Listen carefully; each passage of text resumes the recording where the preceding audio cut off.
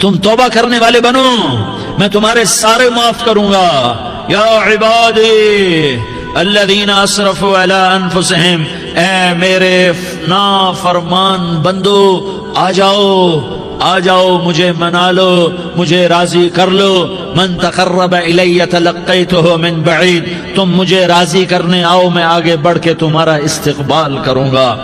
کوئی ناراض، میں کسی سے ناراض ہو جاؤں، وہ مجھے منانے آئے تو میں اس کا استقبال کروں گا یا منہ موڑ کے بیٹھوں گا اور اسے سلواتیں سناؤں گا، جلی کٹی سناؤں گا؟ میرا رب کہتا ہے لیاری کا جو مجھے راضی کرنے آتا ہے میں آگے بڑھ کے اس کا استقبال کرتا ہوں۔ میں کہتا ہوں آجا میرا بندہ، میں تو کب سے تیرے انتظار میں تھا کہ کب توبہ کرے گا اور میں معاف کروں گا، کب توبہ کرے گا اور میں معاف کروں گا۔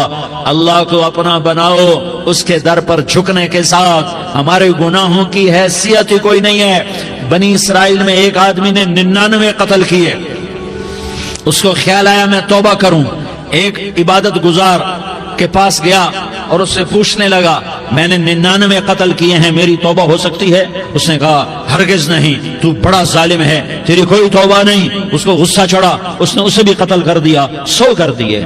پھر اس کو خیال آیا میں توبہ کروں تو وہ ایک عالم کے پاس گیا اور اس سے پوچھنے لگا میں نے 100 قتل کیے ہیں، کیا میری توبہ ہو سکتی ہے؟ کہ بیٹا کیوں نہیں ہو سکتی توبہ؟ ہائے ہائے ہائے ہائے ہائے، میرا رب ایک مثال دیتا ہے، کہتا میرا بندہ تو اتنے گناہ کر کہ زمین کو بھر دے، اس خلا کو بھر دے، چاند تاروں ستاروں کو بھر دے، اتنے گناہ کر کہ آسمان کی چھت کو لگا دے، زمین سے اٹھا اور آسمان کی چھت کو لگا دے۔ اتنے گناہ کرنے کے بعد صرف ایک دفعہ کہہ دے یا اللہ معافی دے دے تو میں سارے ہی معاف کروں گا، سارے معاف کروں گا، ولا ابالی، اور مجھے کوئی پرواہ نہیں ہوگی۔ انہوں نے کہا بیٹا گناہوں کی معافی تو یقیناً ہے لیکن توبہ کا ہونا ضروری ہے، تیری توبہ پکی ہونے کے لیے یہ ماحول چھوڑنا ضروری ہے۔ تو یہ بستی چھوڑ کے اس بستی میں چلا جا، وہاں نیک لوگ رہتے ہیں، ان کی صحبت میں تو رہے گا تو تیری توبہ پکی ہو جائے گی۔ اس نے کہا میری معافی ہو جائے، میری معافی ہو جائے، میں ہر کام کرنے کو تیار ہوں۔ بوریا بستر اٹھایا، جو تبلیغ والے کہتے ہیں گھر چھوڑو، لیاری چھوڑو، بستر اٹھاؤ اور چلے کے لیے نکلو، 4 مہینے کے لیے نکلو کہ اپنی توبہ کو پکا کرو، ورنہ ماحول کی گندگی پھر آدمی کو گرا دیتی ہے، پھر گرا دیتی ہے، پھر گرا دیتی ہے۔ وہ نکلا، راستے میں موت آئی، جب موت نے جھٹکا دیا تو اس نے چھلانگ لگائی اس نیک لوگوں کی بس کی طرف، وہ ایسی اس کے ہاتھ اس کے آگے اور پورا جسم ایسے آگے پھیلا ہوا۔ اللہ تعالیٰ نے لیاری والوں کو قصہ سنانا تھا تو دونوں فرشتے بھیج دیے، جنت کا بھی آ گیا، جہنم کا بھی آ گیا۔ جہنم والے کہنے لگے مجرم ہے ہتھ کڑی لگاؤ، جنت والے کہنے لگے مہمان ہے سہرے پہناؤ۔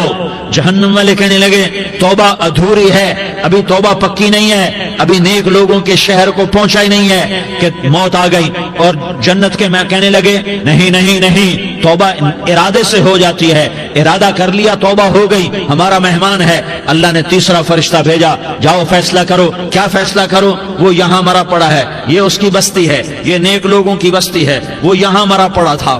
اللہ تعالیٰ نے کہا فیصلہ کیا کرتا ہوں کہ یہ فاصلہ ناپو، اگر گھر کے قریب ہے تو دوزخ والے لے جاؤ، اگر نیک لوگوں کی بستی کے قریب ہے تو جنت والے لے جاؤ، یہ میرا فیصلہ ہے۔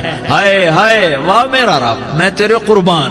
ہوا کیا تھا؟ وہ گھر کے قریب تھا اور نیک لوگوں کی بستی سے دور تھا۔ جب ناپنے لگے تو اللہ تعالیٰ نے ادھر والی زمین سے کہا جو نیک لوگوں کی بستی کی طرف سے تھی، اللہ تعالیٰ نے اس زمین سے کہا سکڑ جا، اور جو گھر والی زمین تھی اس کو کہا پھیل جا۔ ادھر کی زمین کو پھیلا دیا اور ادھر کی زمین کو سکیڑ دیا۔ جب ناپا گیا تو وہ نیک لوگوں کی بستی کے قریب ہوا۔